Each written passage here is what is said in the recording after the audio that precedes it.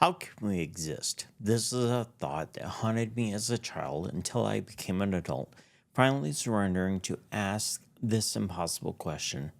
I had to quit asking it as it was maddening, and yet the question is critical to understanding who God is and what He's capable of doing. And at some point in my life, it wrapped my thoughts around my belief in God, knowing that He is the only logical explanation for how we exist. The fact that we're limited to time and the space we operate in, and once we pass as believers, we continue on to heaven to live with Him forever in our heavenly bodies. Keep in mind, I said I'm not a theologian, let alone an apologist in other videos, but I am a follower of Christ who knows so little, yet knows what I need to know to be confident in my faith in Him.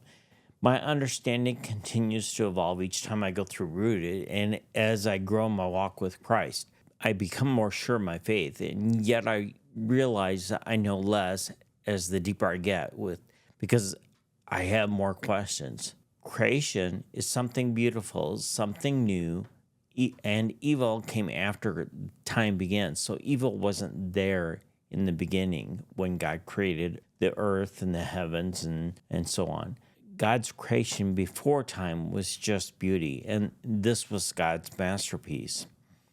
When I think about how God created this wonderful place that had no evil, nothing bad, everything is planned, then to have time begin ticking and to have evil come to earth, I think about maybe that's why heaven is this perfect place where we get new bodies and live for eternity in a beautiful place where there's nothing bad, only good.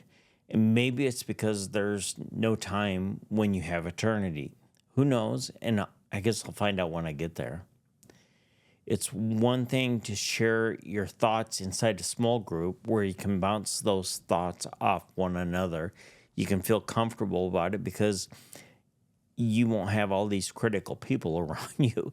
And typically you're around people who are growing and struggling with some of the same questions that I would have, or I might know an answer to a question somebody else has, or maybe we don't know and we're finding it out together. But it's totally different when you're sharing them in a video where anyone is free to watch. And somehow for me, that feels a bit uncomfortable. And at the same time, it's liberating as I'm able to be vulnerable and demonstrate what I don't know about Christ, despite having an unwavering faith in Christ. Now, this video is a part of a series that I'm doing based on my experiences in Rooted Discipleship, and that covers a 10-week period. There is 5 readings each week, and there's some questions after each reading. My comments here, or my thoughts here, are based on the readings that I have each day. And so I'm bringing them out, putting them on video, and making it a part of this series that I'll have on my website or on my YouTube channel called Rooted. You're welcome to subscribe and follow along as I'm going to be posting daily on my Rooted journey.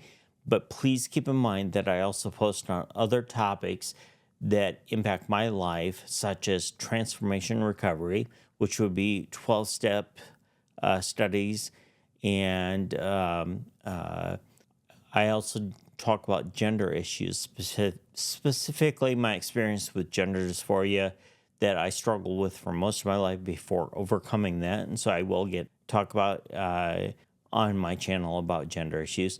I go into current events and I do go into politics. You may like some of my videos and you may really not like some of my other videos. I just want to make you aware of that. But keep in mind, these are my thoughts, my opinions that I'm sharing with you. I certainly respect anyone that has different opinions, and I'm comfortable with people being critical of what I have to say. So I'm glad you're here. If you're seeing the video and you've watched it this long, if you do subscribe, I hope you do enjoy it. But thanks for watching and have a blessed day, and I'll have another video soon.